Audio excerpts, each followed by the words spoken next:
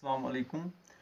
जो हमारा last lecture हुआ था उसमें हमने ये सीख लिया था कि नेचुरल रिसोर्सेज को कैसे हम कैटेगराइज करते हैं या क्लासीफाई करते हैं डिफरेंट कैटेगरीज में, डिफरेंट ग्रुप्स में, और डिफरेंट नेम्स कैसे देते हैं। और फिर उसमें हमने एग्जॉस्टिबल नेचुरल रिसोर्सेज जो है उसके जो दो टाइप्स है वो देख लिए थे, रिन्यूएबल एंड नॉन रिन्यूएबल।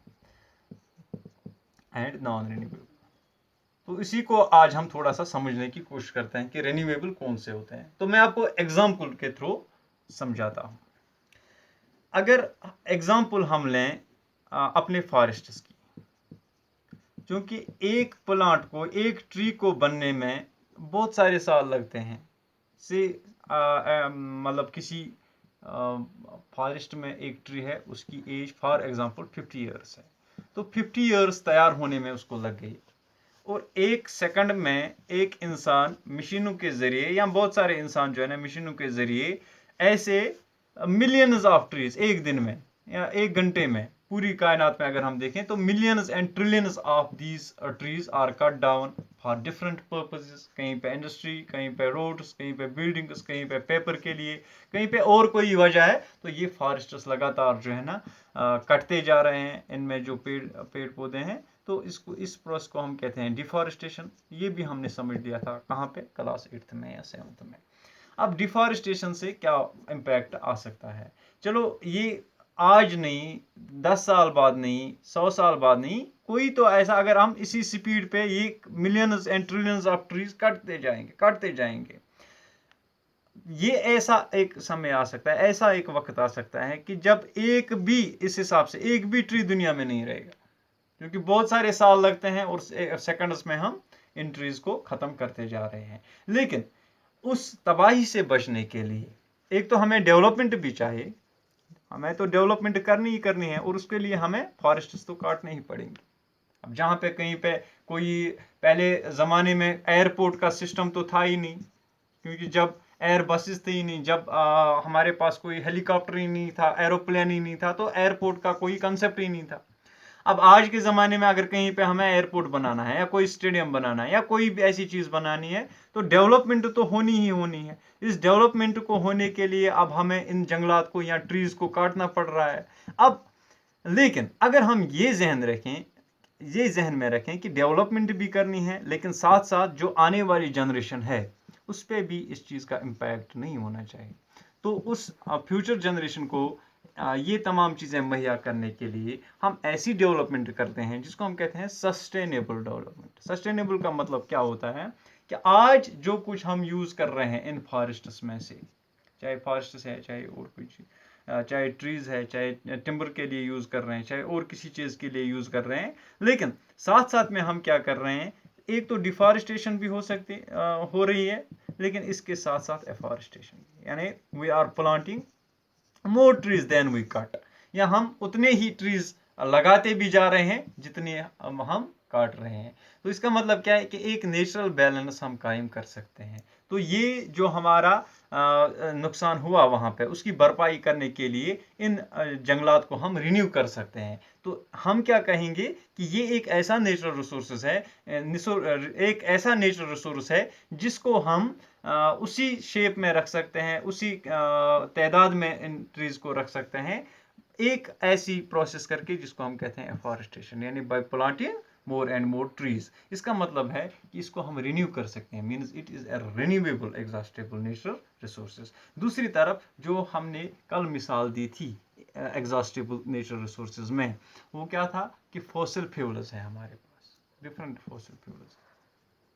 इनको बनने में बहुत ही ज़्यादा टाइम लग रहा है, लेकिन साथ साथ हम यूज़ भी करते जा रहे हैं, लेकिन हम इनको रिन्यू भी नहीं कर सकते हैं। ऐसा कोई इंसान दुनिया में पैदा नहीं हुआ है जिसने पेट्रोलियम पैदा किया हो, या कोल पैदा किया हो, या नेचुरल गैस CNG वगैरह वो पैदा किया हो। लिहाजा इन नेचुरल रिसोर्सेज को हम कभी भी रिन्यू नहीं कर सकते हैं। तो ऐसे नेचुरल रिसोर्स को हम कहते हैं कि नॉन रिन्यूएबल नेचुरल रिसोर्सेज, जो इंसान खुद जो है ना उन पे कंट्रोल नहीं कर सकता है। उनकी कंसंट्रेशन में, उनकी तादाद में जो दिन ब दिन मतलब कमी आ रही है, जो डिक्रीज आ रही है, उस चीज़ की भरपाई वो खुद नहीं कर सकता है। तो ऐसे रिसोर्सेज को हम कहते हैं non renewable exhaustible natural resources. इसके अलावा भी बहुत सारी क्लासिफिकेशंस हैं अलग अलग। जैसे हम एक नेचुरल रिसोर्स को कहते हैं नेशनल रिसोर्स है, कि एक ही नेशन की बाउंड्री के अंदर इसको यूज़ कर सकते हैं हम, यानी इट इज़ जो इस नेशन की गवर्नमेंट होगी उसी गवर्नमेंट का पूरा हक है इस नेचुरल रिसोर्स पे। जैसे किसी नेशन के जंगलात होते हैं तो उन पे उसी गवर्नमेंट का हक होता है, या कोई लैंड कहीं पे है तो उस पे उसी या मिनरल्स हैं वगैरह है तो उसी गवर्नमेंट का हक होता है उस नेचुरल रिसोर्स पे। दूसरा होता है मल्टीनेशनल माने यानी शेयर्ड बाय मैनी नेशंस या more than one nation, shared by more than one nation. कोई लेक कहीं पे होता है, इस पे एक कंट्री भी अपना हक जताती है, दूसरी भी जताती है, तो दोनों यूज कर सकते हैं, ठीक है ना। अब जिसकी लाठी उसकी भैंस, वही वहां पे चलेगा। इसी तरह से जैसे हमारे पास होते हैं माइग्रेटरी बर्ड्स, तो ये भी एक नेचुरल रिसोर्स है, लेकिन कहीं पे कभी ये एक नेशन में होते हैं और फिर माइग्रेशन करके दूसरे में चले जाते हैं सीजनल कंडीशंस के साथ। इस कारण मतलब जैसे यहाँ पे वो पैरट वगैरह आते हैं इस सीज़न में, अब किसमें, मार्च अप्रैल नहीं, अब आज के सीज़न में जो ही ये सेब वगैरह तैयार होते हैं, जुलाई अगस्त वगैरह, लेकिन जो ही यहाँ पे सर्दी का मौसम हो जाता है तो वो यहाँ से माइग्रेशन करके दूसरे नेशंस में चले जाते हैं, तो वो उनकी मिल्कियत फिर बन जाते हैं, कौन, माइग्रेटरी बर्ड्स। तो हम ये कह सकते हैं कि they are multi national natural resources. इसी तरह से कुछ होते हैं दे आर कॉल्ड इंटरनेशनल, यानी shared by all the nations. International जैसे सनलाइट है, तो दुनिया में ऐसा कोई नेशन है नहीं जो सनलाइट से फ़ायदा नहीं उठाता है, एयर से फ़ायदा नहीं उठाता है, या बहुत सारी ऐसी चीज़ें हैं जो पूरी दुनिया में पाई जाती हैं, जिनसे पूरी सॉइल है, तो पूरी दुनिया जो है ना इन चीज़ों से फ़ायदा उठाती है, ये किसी नेशन तक रिस्ट्रिक्टेड नहीं रहते हैं। तो ये हो गई क्लासिफिकेशन ऑफ नेचुरल रिसोर्सेज। इसके बाद हम आते हैं कि हम इन नेचुरल रिसोर्सेज को कंजर्व कैसे करते हैं। कंजर्व का मतलब होता है कि हम इनको तहफ़्फ़ुज़ फराहम करते हैं, यानी इनका बचाव करते हैं। अगर आपको जहन में अगर आपको याद होगा, जब हम वर्क एनर्जी एंड पावर वो चैप्टर पढ़ रहे थे, तो वहाँ पे मैंने आपको 3 चीज़ों के बारे में अलग अलग जो है ना वो समझाया था कि डिफरेंस क्या है। प्रोटेक्शन, अगर आपको याद होगा, प्रिजर्वेशन एंड कंजर्वेशन। तो उस चीज़ को जहन में रखते हुए हम यहाँ पे कहेंगे कि कंजर्वेशन हम इन नेचुरल रिसोर्सेज की कैसे कर सकते हैं, कैसे हम इन को महफूज रख सकते हैं, या कंट्रोल्ड यूटिलाइजेशन इनकी कर सकते हैं। कंट्रोल्ड यूटिलाइजेशन यहाँ पे मैं वर्ड यूज़ करूँगा कि हम इनको इस्तेमाल भी करेंगे लेकिन एक कंट्रोल के तहत, ताकि ये हमें भी फ़ायदा तो पहुँचाए, यानी प्रेजेंट एज को भी फ़ायदा पहुँचाए, और फ्यूचर जनरेशंस के लिए भी हम इनको महफूज रख सकते हैं, ताकि आने वाली जनरेशन, जैसे अभी हमने सस्टेनेबल डेवलपमेंट की बात की, तो अब ये जो कंजर्वेशन होती है दिस नेचुरल रिसोर्सेज की, इसमें भी 2 टाइप्स हैं। एक होती है इन सिटू कंजर्वेशन, हालांकि ये हमारे सिलेबस में नहीं है लेकिन पता होना चाहिए, और दूसरा होता है एक्स सिटू।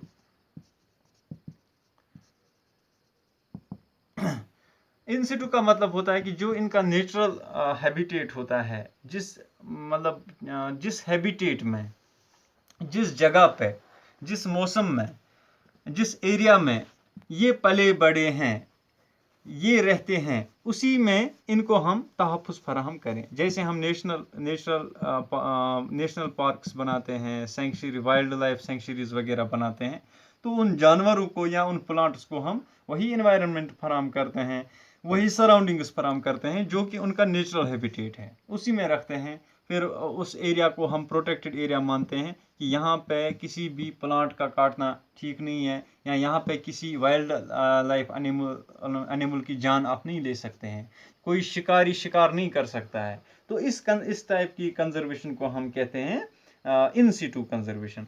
दूसरा होता है एक्स सिटू, यानी हम इनको अपने नेचुरल हैबिटेट से बाहर लाके और कहीं पे रखते हैं, एक्स सिटू। जैसे जू है, तो जू एक बिल्कुल आर्टिफिशियल हैबिटेट है, एक ऐसा हैबिटेट जो कि उसका नेचुरल नहीं है। अगर हम किसी लाइन को जू में रखते हैं तो लाइन को वहाँ पे जंगलात नहीं मिलते हैं, उनको वहाँ पे उस तरह से पानी पीने को नहीं मिलता है जैसे वो जंगलों में दौड़ दौड़ के मतलब उसको बहुत सारा सफ़र करना पड़ता था, उसके बाद उसको वो वाटर मिलता था या फूड वगैरह। तो नेचुरल हैबिटेट नहीं है वो उसका, means we have created an artificial habitat to keep them reserved या टू प्रोवाइड प्रोटेक्शन और कंजर्वेशन टू वाइल्ड लाइफ। इसी तरह से बॉटनिकल गार्डन्स होते हैं, सीड बैंक्स होते हैं, पोलन स्टोरेज वगैरह होते हैं, या टिश्यू कल्चर हम करते हैं कि एक सेल को हमने लाया, फिर उसको हम जो है लेबॉर्ट्री में डिफरेंट टेक्निक्स यूज़ करके हम उसमें एक ऐसे वहाँ पर अगर भी यूज़ होता है तो एक ऐसे माहौल में उस सेल की रिप्रोडक्शन एंड देन डिफ्रेंसिएशन वो वगैरह करते हैं। तो हम एक सेल से मतलब millions trillions of sales produce करते हैं, टिश्यूज़ प्रोड्यूस करते हैं, फिर होता है ऑर्गन कल्चर वगैरह। तो एक सेल से हम एक प्लांट को प्रोड्यूस कर सकते हैं।